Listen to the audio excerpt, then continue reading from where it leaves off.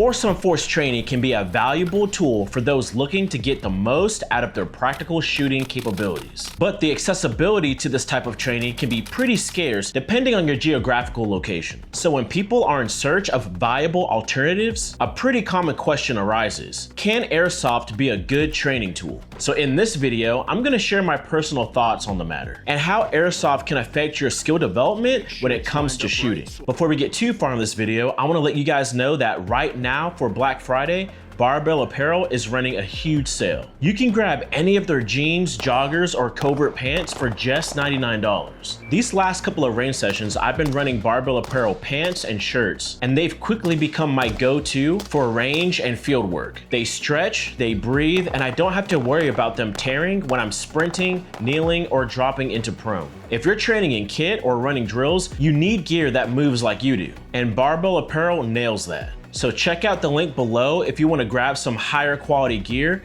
and let them know that I sent you. And thank you Barbell Apparel for sponsoring this channel. I also want to let you guys know that if you're just getting into firearms training, I do have an ebook called the Fundamental Range Day Guide. And within this document, you'll find a ton of drills you can use at an indoor or outdoor range. I did my best to take some of the hard work off your shoulders by consolidating a lot of the drills into one comprehensive package. So if you're interested in that, the link will be down below. So what I want to do in this video is start by addressing what I think are the pros to Airsoft, because I really do think Airsoft does provide value in the firearms training space. And this is because, to a degree, we all train with our firearms in similar environments, whether it be at an indoor range or flat range outdoors. The main reason for this is that these ranges have to have certain precautions met in order to have live rounds shot at their facilities. So having a dedicated bulletproof backstop really forces shooters to shoot in a specific direction. Hence why we all develop that 180 mindset. But in Airsoft, you aren't limited to 180 degrees. You're forced to operate in environments that require you to problem solve and to be aware of all 360 degrees. Instead of just shooting in one direction on a flat range, obstacles like walls, buildings, and cars are introduced. This requires more of your mental bandwidth to make critical decisions on when to engage targets and how to smartly navigate this unfamiliar terrain safely. Having to learn how to spot targets who utilize concealment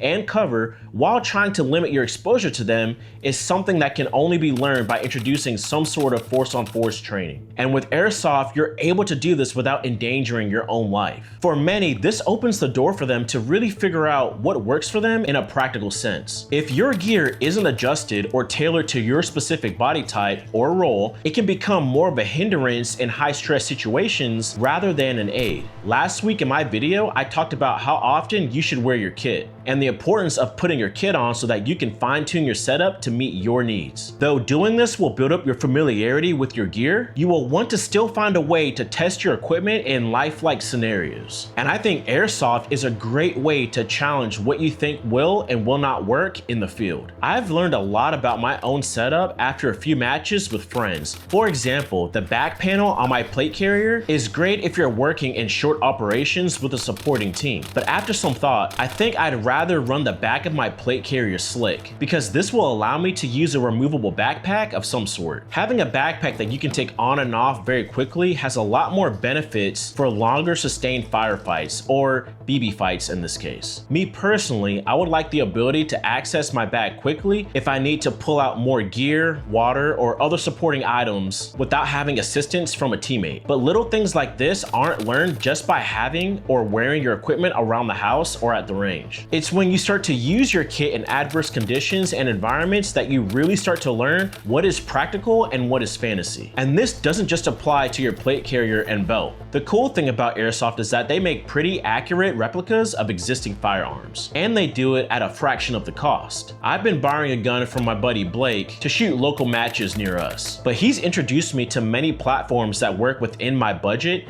and that's really cool to see. Now, of course, you can really dump some money into your guns, but you will be more than okay with just spending think $300 to $600 just to get started. And within that price range, you can acquire a gun that is either identical or really close to your real firearms at home. And what's great about that is that you can use the same accessories on your real gun on your airsoft gun. And this is really cool because then you can start testing some of your setups like a Recoil rifle out on an airsoft field and see how it fares. These events can really show you how much magnification you'll actually use or how intuitive it is to actuate your weapon mounted light or laser aiming module. Last month, I had the opportunity to hit the range with the Atlas Group in North Georgia and to participate in a dry run of their vehicle fighter class. They pretty much talked about the curriculum they would like to use for the class and what they wanted the big takeaways to be for their students. In doing so, we ran through the various sections of the course, which included angles, weapons handling in confined spaces, and concealment considerations. I bring this up because a lot of the skills we learned in that class were easily transferable over into the airsoft world. Working my angles and limiting my exposure to opposing forces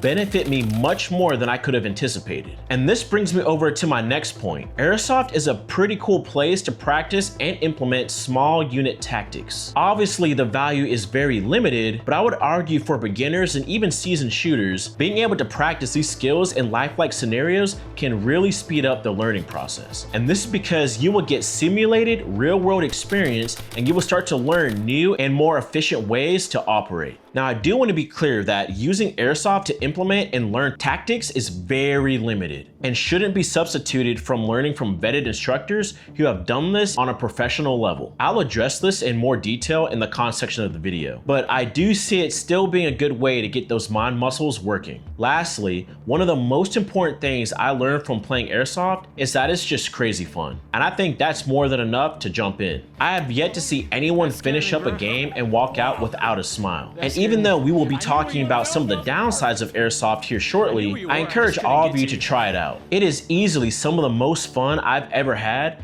and I will continue to play it even outside of using it as a training instrument. Alright, so now we're in the cons section of this video, but I want you guys to remember these are just my opinions. Some of these may seem like common sense to other people that have been in this culture for a while, but we have to remember there are new people growing an interest in airsoft every single day. So keep that in mind as we dive into this. Now, when talking about the practical aspects of the game, one thing seems to be very absent, and that's the sense of urgency. Are airsoft matches a highly competitive space? Absolutely. But at no point do you fear for your life or think that any of your actions will have real-world consequences. And this is where you start to see more of that gamey aspect of airsoft. And in the sense of the game, there's nothing wrong with that. But if you're using this to train, then understand you may see things that don't resemble what an opposing force would do when they too are trying to survive. Yes, airsoft can feel realistic, but the realism can get lost pretty quickly over time. Another reason I think airsoft can set you back in training is due to the projectiles you're forced to use. This is necessary to have safe and fun engagements. But one thing that I noticed is that plastic BBs can introduce training scars when it comes to marksmanship. Little things like shooting a moving target with the airsoft gun can really give you a false sense of reality when attempting to do the same thing with a real gun. In airsoft, you're shooting a plastic BB at 300 to 400 FPS. So when shooting at a moving target, you will have to lead your shots significantly more than you would with the real rifle that is shooting a projectile at 2400 FPS. And this is just one example of why you shouldn't solely use airsoft as a training tool. And I know that seems obvious, but it is something that needs to be acknowledged. Another big issue with airsoft, which kind of plays off the previous point, is the false sense of real engagement distances. Reiterating BB speed, you are forced to engage targets a lot closer than you would with real equipment. And this can be very dangerous if your sole purpose is to survive or defend. Now, there are airsoft rifles that can stretch out pretty far, but it's not comparable to the real thing. So again, you don't want to completely substitute firearms training with various forms of airsoft. For me, the biggest downside of airsoft is the absence of recoil. Recoil management is a very important skill to have, and that cannot be simulated in any way outside of firing live rounds. But because of how these guns have been developed, you won't get the same recoil impulse, and firing with bad form has little to no effect on your accuracy